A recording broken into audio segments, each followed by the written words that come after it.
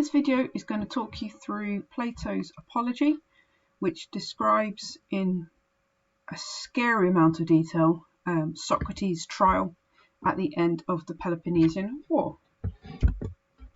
So this also essentially goes through Socrates talking about why he's been put on trial. It then has a sort of section where he's discussing with his accusers why he's on trial, etc., and the problems with the accusations, and then ultimately leads to Socrates being sentenced to death. Now, in terms of what this source is really useful for, obviously it's useful for Socrates. It gives you quite an insight into the way he saw himself and how others saw him as well in terms of his teachings. It's also really useful for some criticisms of the democracy, and it also has some nice detail around the court systems, the dicastria. It also has a little bit about the sophists in general and the use of rhetoric. It's a long source. It's a very long source, so I will probably skip bits that I don't think are particularly relevant, but I've got something out of most pages, so be prepared for a long run. Okay, so I'm not going to read it word for word because I would literally be here all day, but essentially this first section is kind of talking about the fact that he's been accused of these crimes because of the way he speaks and the way he talks to people, and he's going to basically refute this. So he says his accusers persuasively did they speak, so that's quite a nice one about rhetoric in general terms. One of the many falsehoods they told, they said that you should be beware that you are not deceived by me, since I am a clever speaker. So that gives you a bit of an insight into how some of the people viewed Socrates, like he wasn't a sophist, that he was manipulative through speech. And he then refutes this, saying, I'm not a clever speaker at all. So he's going to try and destroy this particular argument. He says, the only way you might call me a clever speaker is because I speak the truth. And then of course, that makes me an orator, but not of the sort they're describing. So he's basically putting distance between himself with those who use rhetoric, or sophists who teach rhetoric, saying, I'm not like them. All I do is speak the truth or try and find out the truth. So we've got a really nice little rhetoric quote here. Not beautifully spoken speeches like theirs adorned with phrases and words. So that's really useful if you want to tie that into demagogues, for example, particularly with someone like Pericles, I guess, but also maybe Nicias and Alcibiades. Not so much Cleon, because he wasn't known for beautiful speeches. But anyway, nice really quote about rhetoric. It will not be becoming men for someone of my age to come before you fabricating speeches like a youth. So there's a bit of a criticism about younger politicians and younger men in the democracy using speeches to essentially get out of problems, such as trials. He says, I'm not going to do that because I'm too old. Fair enough. And he says, what I will do in my defence is use the same speeches I'm accustomed to speak, both in the marketplace and at the money tables. So this is quite an interesting one. He's sort of saying that he basically has the language of the common people. He hasn't been taught rhetoric. He doesn't teach rhetoric. He's not like those good politicians and sort of wealthy individuals who are able to use speech to manipulate the people. So I just speak like an ordinary person. So that's quite a nice one about sort of an anti-rhetoric quote about Socrates and himself. He then makes this point a little bit later. So now is the first time I've come before a law court at the age of 70. Okay, I am simply foreign to the manner of speech here. So this is not just about rhetoric, but also is highlighting a problem of the court, which is kind of showing that ordinary people, in inverted commas, the lower classes, struggled in the law courts because they weren't able to engage with the process because of the language being used in the dicastria. And he's making that point here, I'm foreign to the manner of speech. So he says, I'm at a disadvantage because I don't speak like everybody does in the law courts. And you can then apply that to the lowest class citizens and the problems that they would have. So he sort of says, leave aside the manner of my speech. In other words, don't judge me because of the way I'm going to speak, which again is highlighting a bit of an issue in the dicastria. Okay, so some quite nice kind of law court stuff there. So, first, men of Athens, it is just for me to speak in defence against the first false charges against me. So this is where we start getting into the actual trial and the accusations that are made against him. You can see I've kind of picked out a few bits and bobs because he does tend to repeat himself a little bit. So this is the charge, well, not the charge, but he sort of is saying what he's accused of. Socrates, a wise man, a thinker of things aloft, has investigated all things under the earth. He makes the weaker speech the stronger. So that is more of a description of sophists in general. And he's saying, this is what I'm being cast as, a sophist, like everybody else, and this is not what I do. And then also that also does not believe in the gods. That's another part of his accusation. He's being a bit vague about the accusation specifically. I'll come on to those a bit later. And he's sort of saying, this has only come to court because they accused me in a case that simply went by default, for no one spoke in my defence. He's only gone to trial because no one was willing to speak up against the people bringing the trial against him. But when you sort of hear his defence of why he's been put on trial, in my opinion, you can kind of see why no one defended him, because he's a bit annoying. Anyway, so those who persuaded you by using envy and slander. So quite, again, a nice one about rhetoric, about those people manipulating or using rhetoric to persuade people in the way they want to do anything. So in this case, go to the law courts. And then basically he goes on about the same point here, that some have been like accusing me now, and those who I spoke to ages ago have suddenly decided to accuse me later. It doesn't make any sense, but it's fine. Well, then the defence speech must be made men of Athens, of course. Well, actually, I should have highlighted that. I've just realised. Let me highlight that now, because that is showing the actions in the law courts. It won't let me highlight it. Hang on. Wibbly wobbly. So my video software has changed since the last made one. There you go. So there's a bit about the process of the law courts. I appreciate that my little bit that's just highlighted has gone off. It's because, as I said, the software has changed and it's I'm not used to it yet. But anyway, they could also highlight this men of Athens, quite good for participation, showing that it's only male citizens that can take part in the democracy, including law courts. Anyway.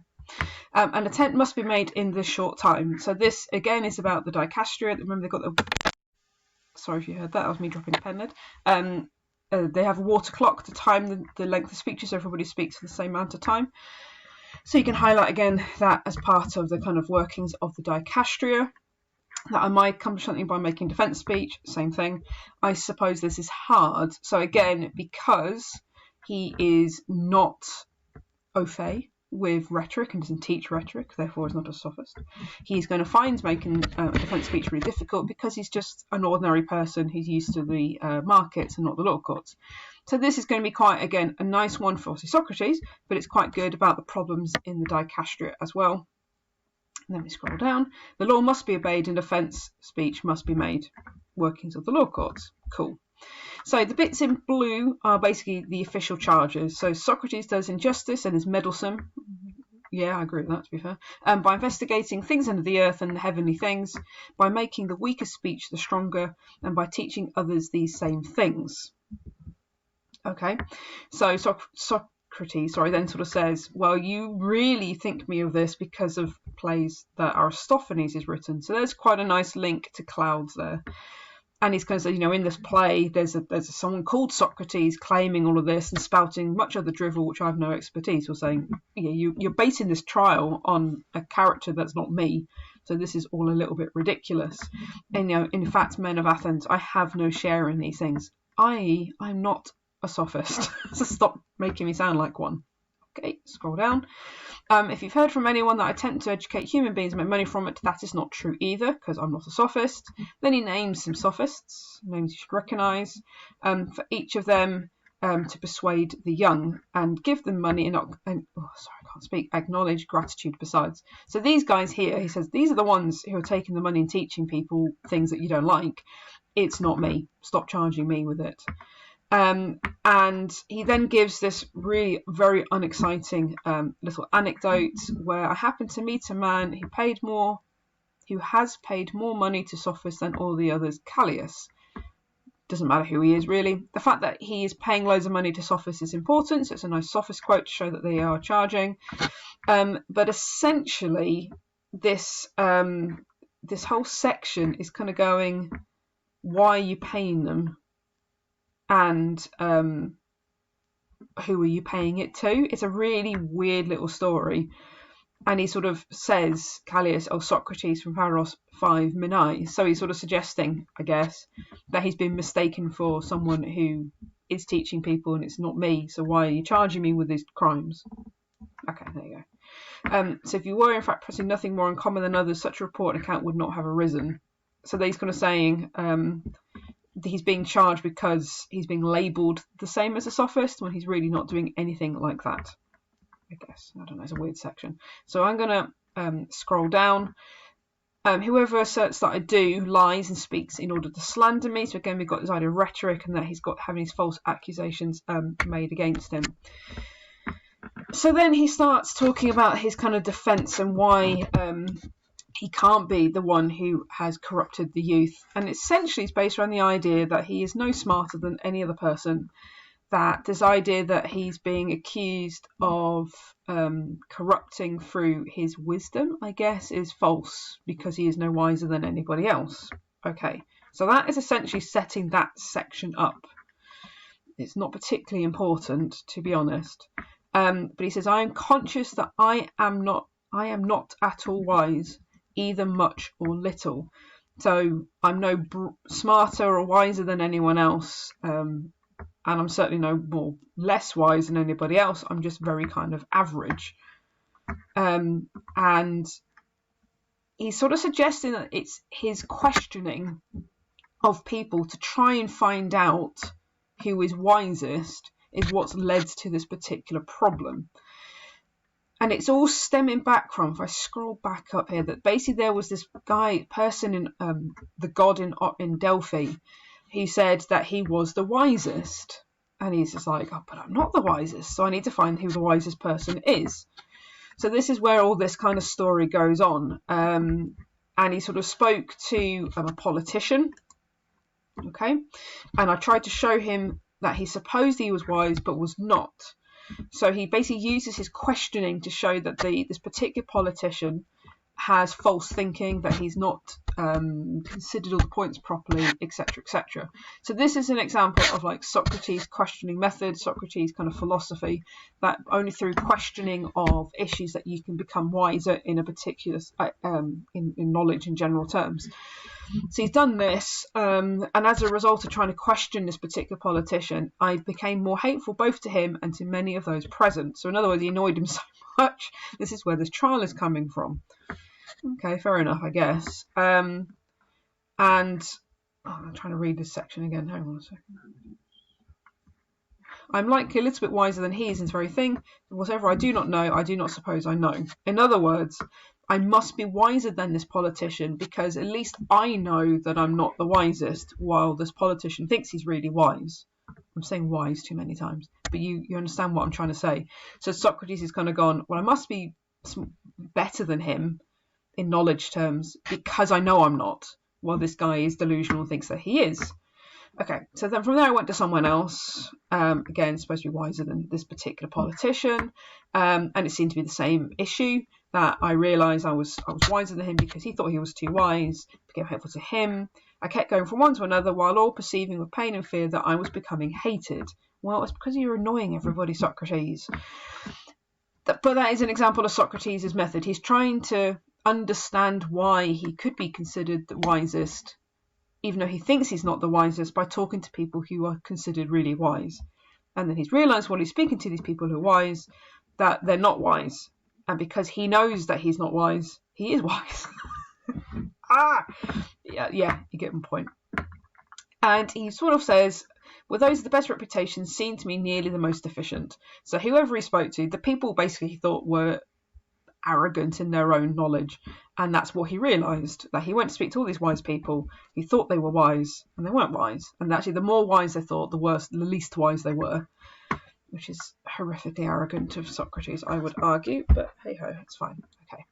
I would ask them thoroughly what they meant, so that I might learn something from them. So again, we've got an example of Socrates' questioning technique. Okay. And then we have the section about how he went to some poets to sort of learn from them and realise that the poems they're making is not from a place of wisdom, but by like inspiration from nature and the gods. That's very nice of him. And then he went to manual artisans, so guys, who make things. Mechanics is not the right word, like carpenters, etc. And for I was conscious I had no knowledge of nothing, so I had knowledge of nothing. So he doesn't know how to make these things because he's not an artisan. And again, they would have no knowledge compared to him. But again, they know, they have this perceived wisdom for their craft because it's from their art. It's not because they're more wise than anybody else. So he's gone from the top of society right through the artists and then onto artisans to try and understand why this oracle would say that he's the wisest when he knows he's not the wisest, and he's trying to find someone who's more wise than him, but has failed to find this person. And this is the examination of Athens from which I have incurred many hatreds, because he's annoyed everybody, basically, according to Socrates. So even now I still go around seeking, investigating accordance with the god, any townsman or foreigner I suppose to be wise. I'm really glad I never met him, because I think I would really dislike Socrates, because he just comes across as really irritating, but don't write that in the essay. Anyway, so I'm 10,000-fold poverty because of my devotion to the god. So a little bit about religion, I guess, in terms of showing that he has belief in the god system and that he believes what the oracle has said and is trying to find the truth, which is very noble of him. And any young who follow me is of their own accord. I've done nothing to it. Includes sons of the wealthiest. They themselves often imitate me, and in turn they attempt to examine others. So he's not teaching them to do this. He's just inspired other people to do the same, including lots of young people, which is where the specific crime comes in, that he corrupts the young. So because they're imitating him in questioning decisions and thought processes, that is why they've lost the Peloponnesian War, and that's why it's Socrates' fault. Okay. They say the things that are already at hand against all the philosophize, the things aloft under the earth, and not believing in the gods and making the speech the weaker the stronger. So again, those are the crimes that he's being accused of. Okay, so then we have the guys who have brought this trial against him, these charges against him. Sorry, we've got Meletus, Antius, and Lycon. So Meletus being vexed on behalf of the poets, Antus on behalf of the craftsmen and the politicians, and Lycon on behalf of the orators. So they're all basically bringing forth these charges on behalf of the group of people that he's gone around and questioned so much that he's really angered everybody. Okay, fine. So massive bit, I'm going to scroll down here. So these are the official charges again. So Socrates does injustice by corrupting the young, by not believing in the gods in whom the city believes, but in other demonic that are novel. So not following the Athenian religion. He then has an attack against Meletus. He says he does injustice by easily bringing human beings to trial. There was an issue in the Athenian law courts of people misusing the court system to put people under trial when they shouldn't have been, like bringing like silly charges against them, false charges, etc. So this is what Meletus is being accused of by Socrates. Okay. So then we have this really long section when the two of them are basically discussing the charges, and Socrates is trying to use questioning, like the Socrates questioning method, to show that his thinking is false. So I've not particularly highlighted it because it's not particularly exciting and it's a bit long-winded, but essentially this whole section is example of Socrates' questioning method.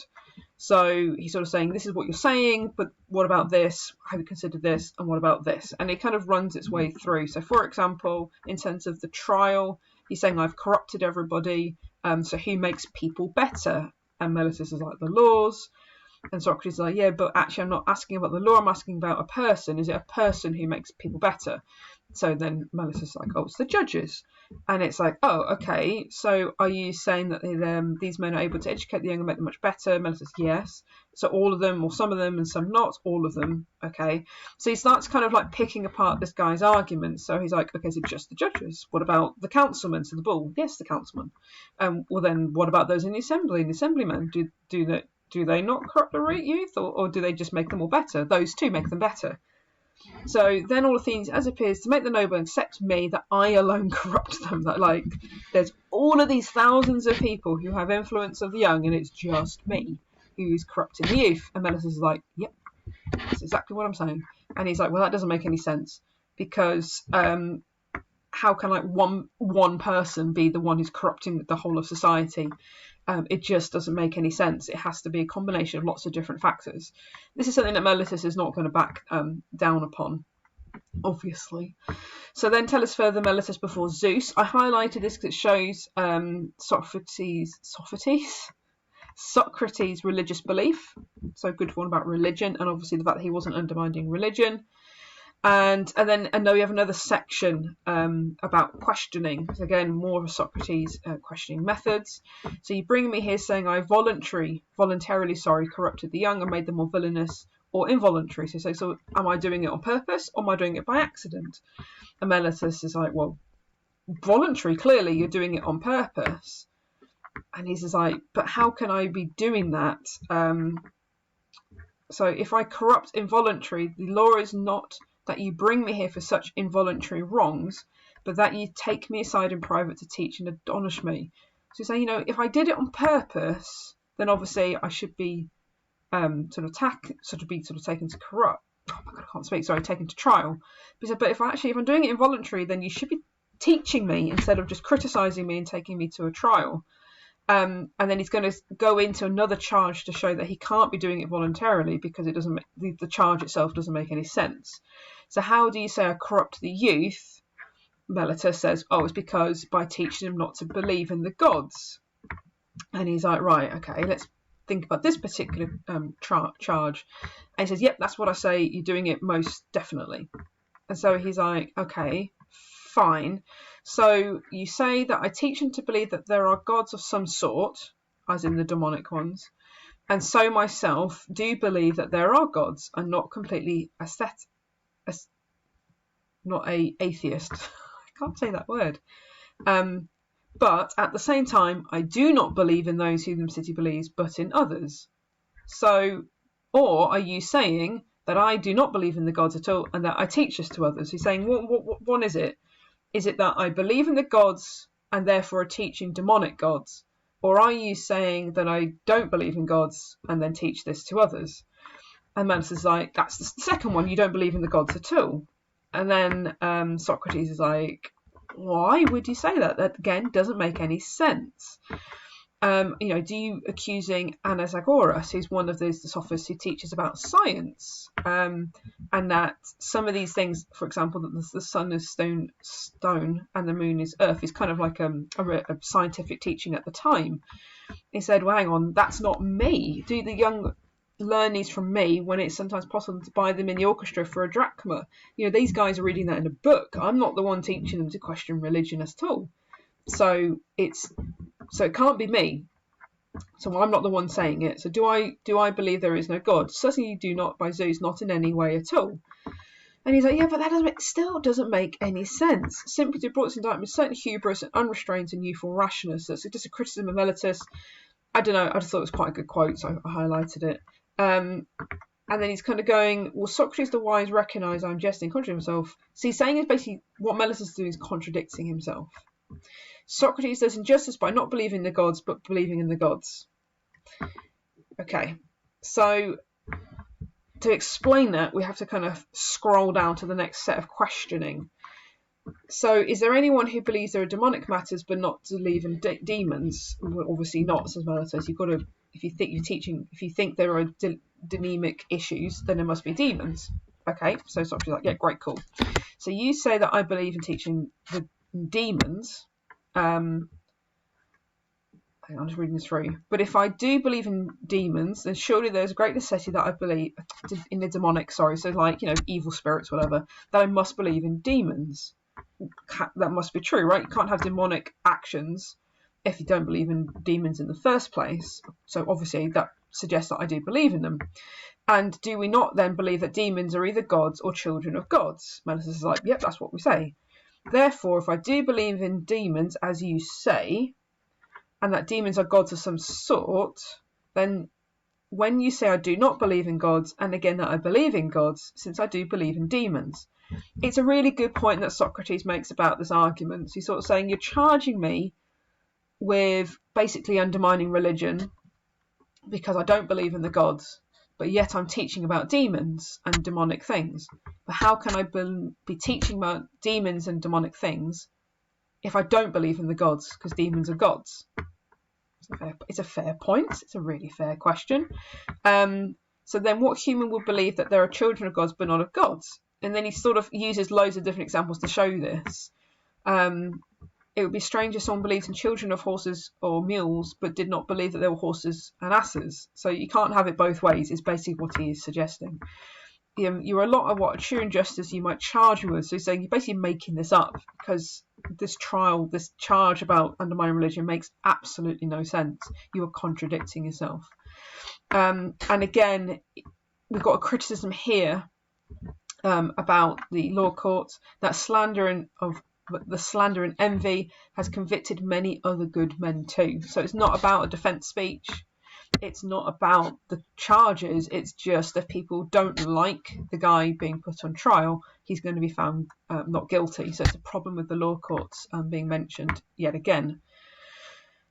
So then we just kind of have this section where he basically sort of saying you have to kind of listen to your fate. So he uses examples from the Trojan War about Achilles and how he had to go and fight because the gods had told him to do so. Basically, I'm doing the same thing. The gods have told me that I should be questioning and trying to find wisdom, so I'm just doing my job. This is from the gods. So why are you putting me on trial for just doing my duty to the state, basically? Okay. Truly then, so he said, if I had been put in Potidaea, Amphipolis and Abdelium, so if he'd been in the Peloponnesian War fighting, and then he'd left because he was scared of dying, then someone might justly bring me to a law court saying, I do not believe there are gods, since I'll be disobeying divination. So that makes sense. He said that even if I'd done that, sure, fine. I suppose you could put me on trial. But I do know that it's bad and shameful to do injustice and disobey one's better, whether God or human being. So, where's he going with this? Essentially, Socrates is saying, I'm just obeying the gods by questioning what people perceive to be good wisdom. Therefore, he should not be put on trial, because he's not doing anything wrong. He is just following the gods. And if he disobeyed the gods by not doing his job, then it would be right for him to be on trial. But since he's just following the oracle and following what his true purpose on earth is to do, therefore he should not be being put on trial. Okay. Hope that makes some sort of sense. It's a very long source. So I will obey the god rather than you. Yep, I will listen to the gods and not to people. As long as I breathe and able to, I will certainly not stop philosophizing. So again, we have this religious belief. He's clearly not undermining religion if he's kind of going, but the gods are telling me to do this job, so I'm doing the job. So please stop putting me on trial because this is ridiculous. Got quite a nice little bit here about how Athenians view themselves. So the city that's the greatest and best reputed for wisdom and strength. Cool. And then a criticism in the next breath. You care for having as much money as possible and reputation and honour. So just having a bit of a dig at the guy putting him on trial. So that is fine. Saying basically, if you find me guilty, you will not harm me more than yourselves, because all I'm doing is just questioning things. You guys are, by killing me, by finding me guilty, that you're harming the city, basically, is what that section is talking about. I do it rather on your behalf, so that you do not do something wrong concerning the gift of the god to you by voting to condemn me. So in other words, if you kill me, you're going against the gods, because the gods have put me on this earth to do this job that I'm doing, which is to question people and help them become better thinkers and more wise. And if you do that, you're basically going to harm the city, so don't kill me. We then have this really long section where he's basically repeating what he's doing, which is, I've been given to the city by the gods. You don't seem to understand this. I go around just talking to people, and I don't go to the assembly to tell people what to do. So I don't really see what the problem is. That Miletus is basically talking rubbish in the indictment, and that I shouldn't be put on trial at all. That I have no control over this, that basically I have this kind of voice in me that tells me I have to do these things because it's from the gods, etc., etc. Then he has another sort of section sort of criticising bits of the democracy. I will tell you vulgar things typical of the law courts, but true. I, men of Athens, never held office in the city, except for being one on the council, because remember the council is chosen by lot. So he's been on the council, but nothing else. When he wished to judge the 10 generals, the ones who did not pick up the men from the naval battle as a group unlawfully. So this is about the Battle of Arginusau, just as a reminder. Wait, let me type it. Battle of Arginusau. Because he's the only one who stood up and kind of went, what are you doing? This is a ridiculous decision. I alone of the Prioriteans opposed your doing against the laws then, and I voted against it, despite the fact people wanted to arrest me at the time, and everyone was ordering and shouting. You know, ultimately they've voted to kill the generals, and he's the only one who stood up against it. So he's saying, I was just trying to help you guys realise that people make silly decisions and lack wisdom, and I'm just trying to make everybody sort of more clever. And you're using this against me. I was just trying to help. And he said, these decisions would, when we still had a democracy, and then we have the oligarchy of the 30s, so talking about the end of the Peloponnesian War, talks about the strength of the government, as strong as it was, did not shock me into doing anything unjust. So despite the fact that the tyrants were horrific and were having these executions of key leaders, and we have a lot of assassinations by the 30, it still didn't stop Socrates questioning decision-making processes and what people were doing. So nothing's going to stop him from doing it, doesn't matter what the situation is, because he's been told to do this essentially by the gods. And then we have the government had not been quickly overthrown. I've mainly highlighted that bit for section A, if you wanted to use it about the 30 to show that it had then been overthrown and democracy had been restored, hence why this guy is now on trial. Okay. Getting back to the charges, I have never been anyone's teacher. Nice straightforward quote about Socrates and the fact he's not a sophist. If anyone, whether younger or older, desired to hear me speaking and doing my own things, I never begrudged it to him. So if he wanted to come listen to me, sure, fine, but I don't teach them. I do not converse only when I receive money, because I don't get paid to do it. I offer myself to both rich and poor alike for questioning. I have never promised or taught any instruction to any of them. So people listen to me. That is it. I do not get paid, therefore I'm not a sophist. Stop accusing me of being a sophist. I've been ordered to practice this by the god, as he said about 1,000,000 times now. And then, oh, there we go. I'm scroll down because he's just talking to people who were in the audience, which is not very interesting. But the uncorrupted ones, their relatives, are now older men, so what other reason would they come to my aid except the correct and just one? They're conscious that Meletus speaks falsely while I'm being truthful. So he's aware that there are people in the jury who know him and know his history, and he sort of points them out in the in the jury at the top. But he knows these guys will vote in his favour because they're uncorrupted by rhetoric, etc. Because they know that Meletus is being an idiot, basically. So then we have another section. It talks about the law courts again. This is quite useful for cross-referencing with WASPs. So in WASPs, as you may remember, the dog who is on trial brings forward his puppies who all cry and basically use emotional blackmail in order to be found not guilty.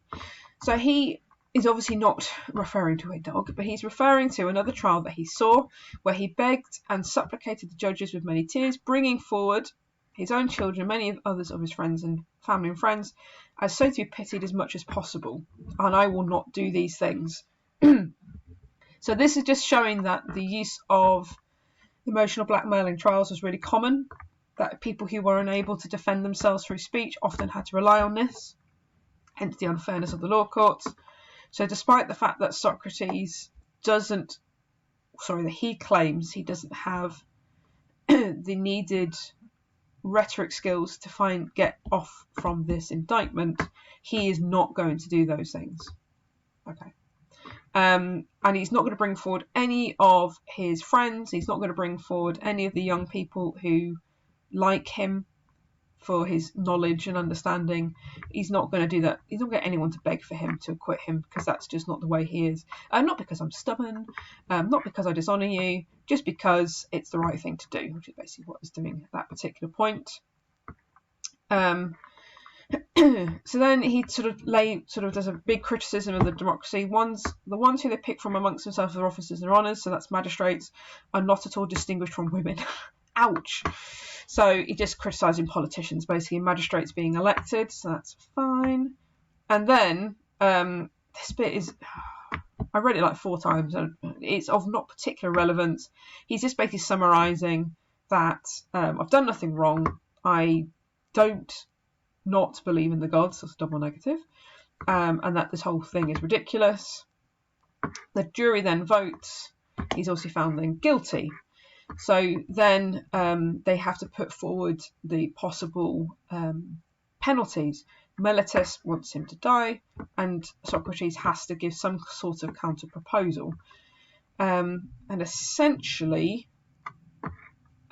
he's sort of saying, death isn't a big deal. So the man proposes death as my dessert. Okay, cool. What should I say instead? What am I worthy of? What then am I worthy to suffer with plagues? Did I not keep quiet in my life and did not care for things that many do? In generalships and popular oratory and the other offices. It shows you the things that are rated, excuse me, in the Athenian democracy. So he's saying, I didn't really care about any of that stuff.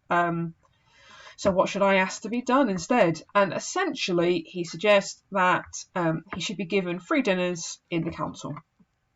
That's it. That's what his punishment should be, which is probably a very stupid thing to have said. So he said, why should I propose exile? No, because I would just not be doing what the gods have told me to do, essentially. So there's no point going into exile because he'll be disobeying the gods. Fine. Should I have a fine? So I know I'm jumping around a bit. Imprisonment? No, because I've got no money. So hence suggesting these 3 meals instead. Oh, sorry. So they said, well, why don't you just stop doing it? Stop going around questioning everybody and just be quiet. And basically because he can't. Because he has his voice in him. He's listened to the gods and he's got no choice. I have to do what I've got to do, he says. So then they have the vote and they also condemn him to death. Don't really blame them, to be honest. So those wishing to reproach, I will assert that I am wise, even I am not. Because I was at a loss of the sort of speeches that would have persuaded you. So again, the importance of rhetoric, particularly in the law courts. I've been convicted because I was at a loss, but not, however, for speeches, but for daring and shamelessness and willingness to say the sort of things that you would have been most pleased to see. Again, the importance of rhetoric in the law courts and how it was corrupting the system. And then essentially he goes on about the death penalty and why they voted it for him. So you who voted to condemn me, you men who condemned to death, that vengeance will come upon you right after my death and much harsher by Zeus. Shows he's got religious belief, so therefore isn't undermining religion. Fair enough. And then, if I remember rightly, there's just this really long section of why death is a good thing, which I won't highlight because it has no relevance to the rest of what we're talking about. But essentially, he sort of says, death is not a bad thing. Death is just the end. I don't deserve to die because I'm just trying to be helpful, but that's what you're voting me to do. Then that's what I'll do. Have a nice life.